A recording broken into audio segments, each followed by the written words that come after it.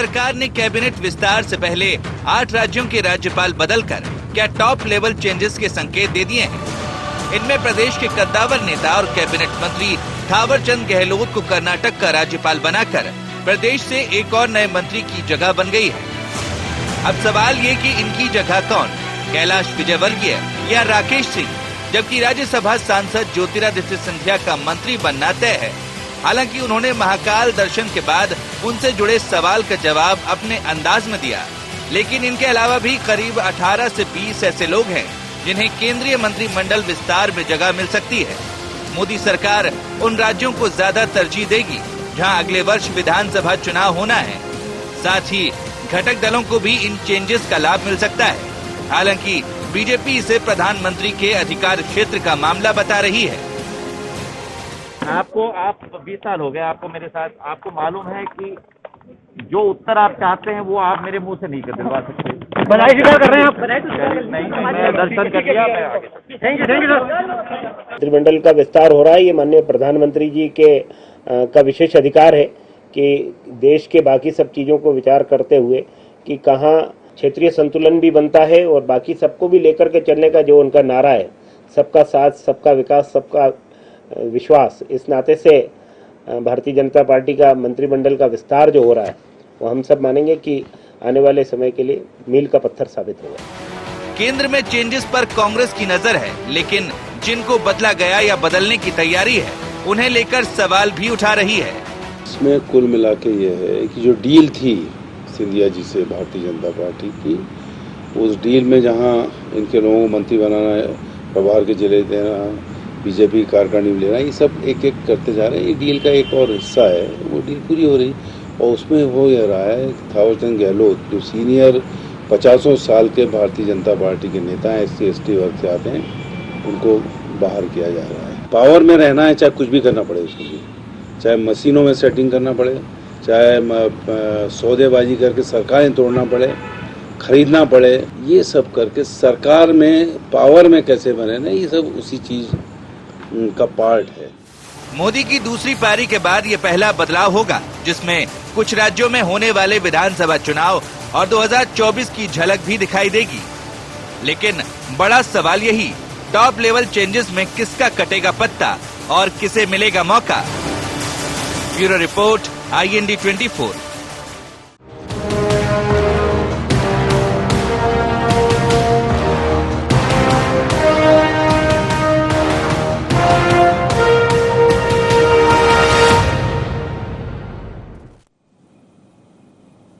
नमस्कार, IND agenda में आपका स्वागत है। मैं हूं आपके साथ नाज़नीन नकवी।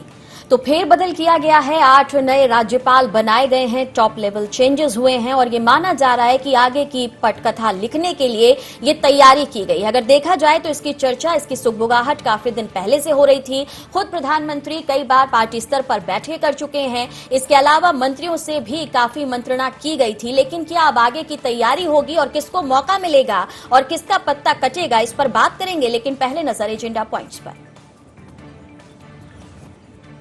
केंद्र ने 8 राज्यों के राज्यपाल बदलकर क्या दिए हैं टॉप लेवल चेंजेस के संकेत।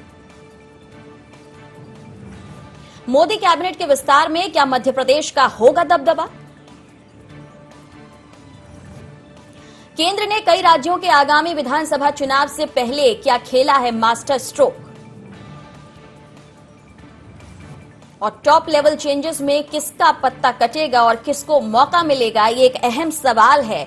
अगर देखा जाए तो मध्य प्रदेश के लिए और साथ ही उन राज्यों के लिए भी जहां पर आगामी साल में विधानसभा चुनाव होने हैं, नजरें वहां पर भी बनी हुई हैं। साथ ही फेरबदल को मध्य प्रदेश से अगर हम बात करें तो सीधे ज्योतिरादित्य सिंधिया से जोड़कर देखा जा रहा है। आज लगातार इस पर बात होती रही, चर्चाओं का बाजार गर्म रहा और अगर देखा जाए तो विपक्ष भी निशाना साधने से नहीं चूका। एक बार फिर से मध्य प्रदेश की सियासत में हुए फेरबदल को डील के साथ जोड़कर विपक्ष ने भी सवाल खड़े किए हैं। इन सभी सवालों के जवाब लेंगे। मेहमानों से परिचय करा देती हूं। हमारे साथ जुड़ रहे हैं वरिष्ठ पत्रकार संदीप पौराणिक जी, बहुत स्वागत है उनका। हमारे साथ स्टूडियो से जुड़ रहे हैं आलोक संजर जी, बहुत स्वागत है आपका। और साथ ही हमारे साथ रामकिशोर दोगने जी जुड़ रहे हैं, पूर्व विधायक हैं, कांग्रेस का पक्ष रखेंगे, बहुत स्वागत है।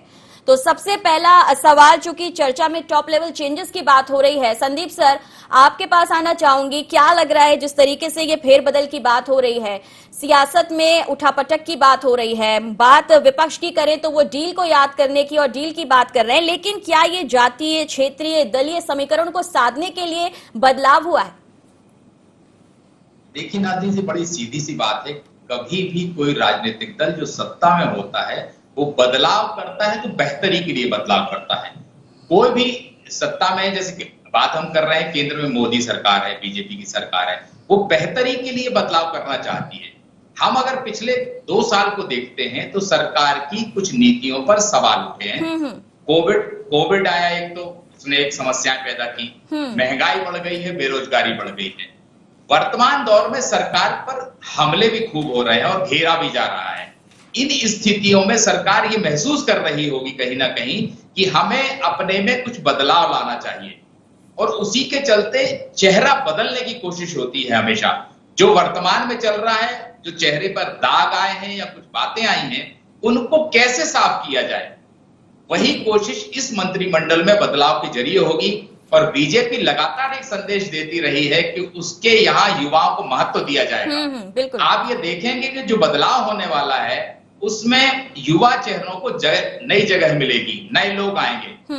जहां तक आपने डील की बात की कि मध्य प्रदेश में फिर एक बार डील की बात शुरू हो गई है, तो कांग्रेस विपक्ष में है, वो तो सिंधिया उसके निशाने पर है मध्य प्रदेश में, और वो कोशिश यही करेगी हमेशा कि किसी तरह से बीजेपी को घेरा जाए। तो एक अच्छा मुद्दा है कि सत्ता छीनी गई थी और लोगों को खरीदा गया था, और वही बात कांग्रेस करेगी। कांग्रेस को वाकई में बात ये करनी चाहिए कि किन नेताओं को जगह दी जानी चाहिए, मंत्रिमंडल कैसा होना चाहिए, सरकार की खामियां क्या है, तो उसकी चर्चा ना होके डील पर सिमट गई है बीजेपी। चलिए, या ये भी कह सकते हैं कि सिंधिया पर सुई जो है वो अभी भी अटकी हुई है। कांग्रेस की बात मुद्दों से भटककर बार बार वहीं आकर रुक जाती है, और ऐसे में सवाल जो है वो आपकी तरफ जाता है दोगने साहब की, क्यों बार बार उसी बात का जिक्र हो रहा है, जो बीत चुका है उसके आगे क्यों नहीं बढ़ पा रही है कांग्रेस?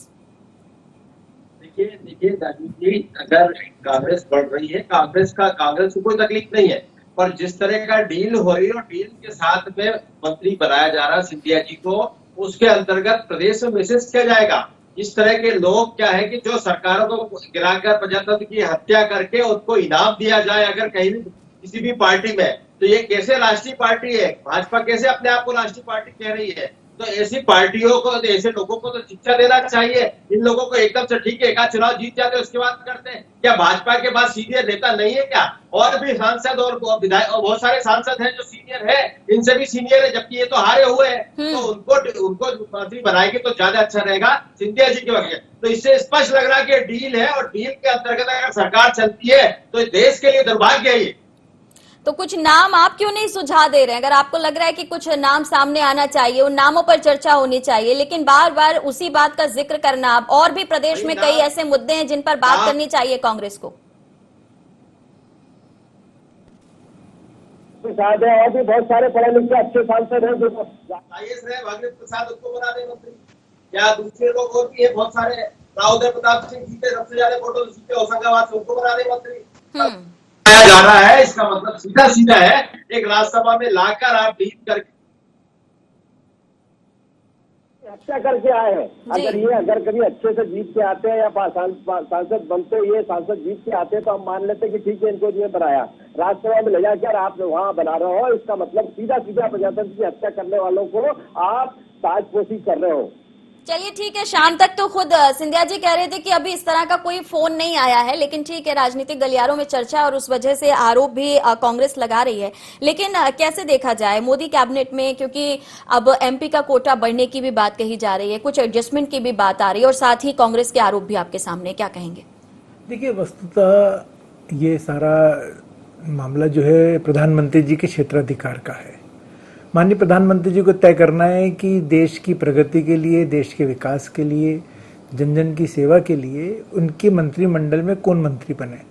तो ऐसा तो नहीं है कि हमारा जो लोकतंत्र है, लोकतंत्र में जो व्यवस्था बनाई गई उस व्यवस्था के अनुरूप मंत्रिमंडल का विस्तार नहीं होगा।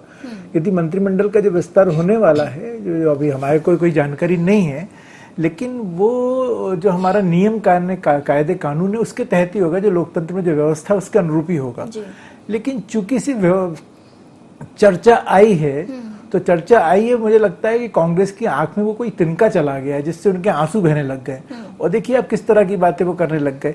मुझे लगता है कि कांग्रेस को चाहिए कि सबसे पहले वो अपने बारे में चिंता करे कि कांग्रेस कहां से कहां पहुंच रही है। आज जिन प्रदेशों में कांग्रेस की सरकार है वहां किस किस के झगड़े नहीं हो रहे, वहां तो आप अपने लोगों को संभाल नहीं पा रहे, युवाओं को आप संभाल नहीं पा रहे। राजेश पायलट जी की स्थिति देख लीजिए, रोज नई नई स्थिति बनती है। उधर सिद्धू जी और सचिन जी भी नाराज हैं। तो शिंदे जी का भी बयान आ गया कि वहां पे कांग्रेस की कोई वैल्यूज बची नहीं है। तो कांग्रेस को अपना स्वयं का चिंतन करना चाहिए। वस्तुतः यदि आप दूसरे के बारे में चिंतन करोगे तो आप स्वयं कमजोर हो जाओगे। और माननीय प्रधानमंत्री जी जिस तरह से काम कर रहे हैं वो उसके लिए तो सारी दुनिया उनको सराहना दे रही है। लेकिन हम कांग्रेस के लोगों को चूंकि है राजनीति करनी है और बहुत लंबे समय हो गया, कभी सत्ता से दूर रहे नहीं, तो निश्चित रूप से इस तरह की बातें करना ये स्वाभाविक है, इसमें हमको बुरा मानना भी नहीं चाहिए। लेकिन हाँ, भारतीय जनता पार्टी अपने देश के लिए अपने संगठन के साथ चिंतन कर रही है, तो मुझे लगता है कि श्रेष्ठकर होगा जो भी कुछ भी निर्णय माननीय प्रधानमंत्री जी और हमारे संगठन के अध्यक्ष मिलकर जो सामूहिक निर्णय करने वाले और श्रेष्ठतम निर्णय होंगे। चलिए, फैसला होगा। लेकिन संदीप जी, इस फैसले के पहले कई बार अहम बैठकें हो चुकी हैं, पार्टी स्तर पर भी बैठकें हुई हैं। उत्तर प्रदेश में आगामी अगर हम बात करें तो विधानसभा के चुनाव होने, ऐसे में क्या खास फोकस रहेगा? उत्तर प्रदेश को देखा जाएगा, बिहार की अगर हम बात करें उसे भी तवज्जो मिल सकती है, क्या लगता है आपको?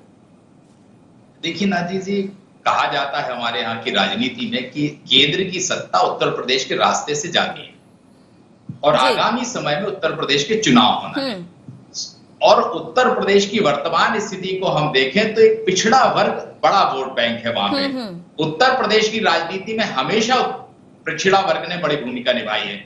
इस समय भी लगभग वही स्थिति है और बीजेपी वहां पर इस बात को लेकर चल रही है कि पिछड़े वर्ग को कैसे संभाला जाए। तो उनके लिए सबसे बड़ा एक है वो स्वतंत्र देव सिंह है, जिनको ये ले जा सकते हैं सेंट्रल में। दूसरा अनुप्रिया पटेल है, जिनको जगह दी जा सकती है। ये चेहरे हैं। दूसरी तरफ हम बात करते हैं तो हार्डकोर एक हिंदुत्व वाले नेता जैसे वरुण गांधी हैं, रामकुमार कोठारिया हैं, ये वो लोग हैं जो पार्टी के लिए माहौल बना सकते हैं।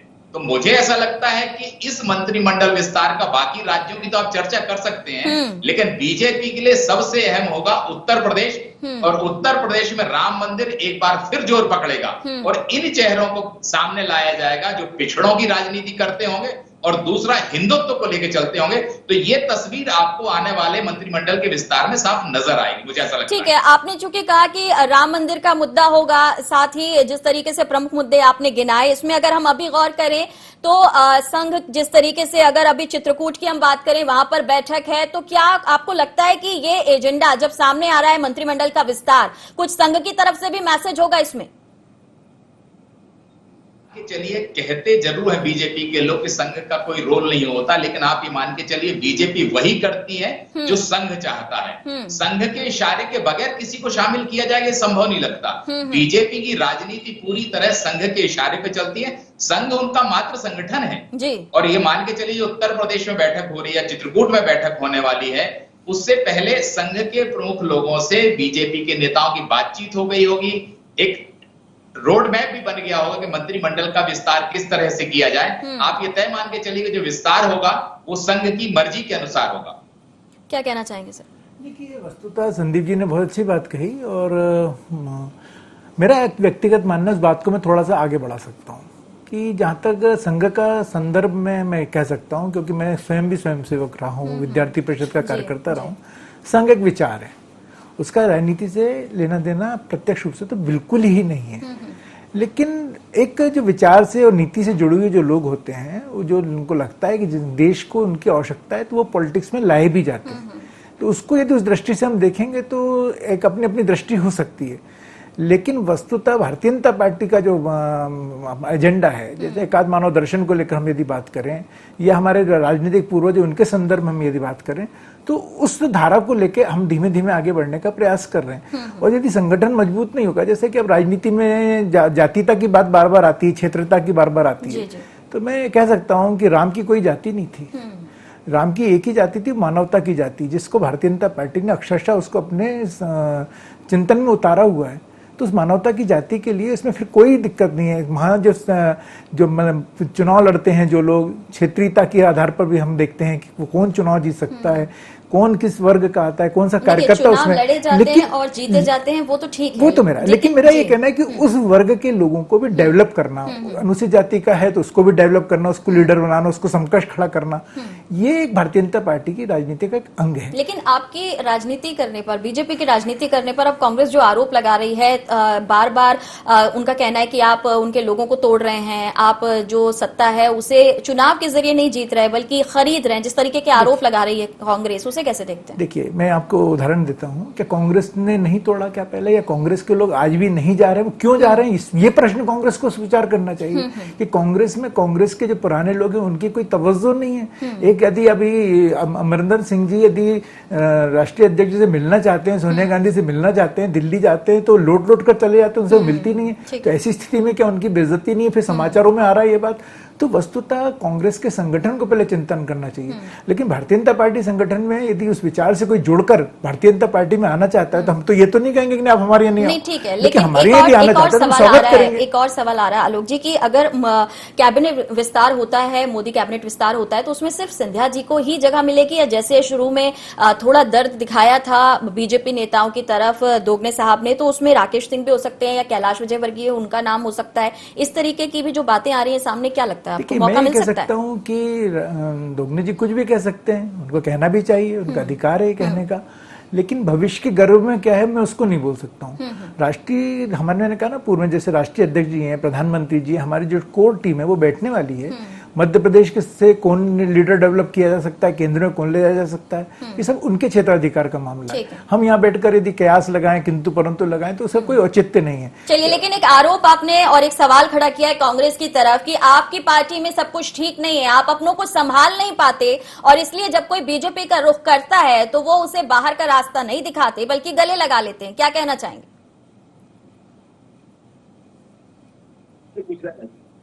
जी दोगने जी।